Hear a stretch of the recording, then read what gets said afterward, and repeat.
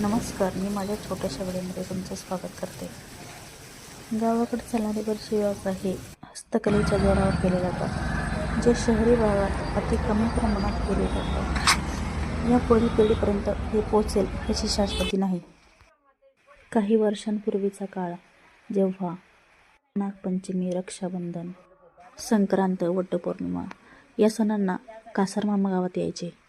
ते आले की त्यांच्याजवळ मुलींचा आणि महिलांचा घोळका जमायचा. त्यांचा महिलांशी संवाद हेच त्यांचं भांडवल होतं. कला हे एक असं माध्यम आहे जे तुम्हाला आवडीच्या क्षेत्रात काम केल्याचं समाधान देतं.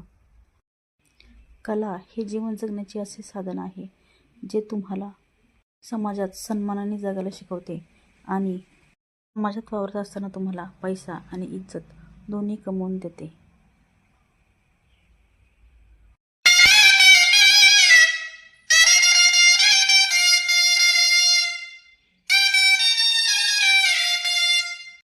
अशा बऱ्याचशा कला आता लोप पावत चालल्या आहेत.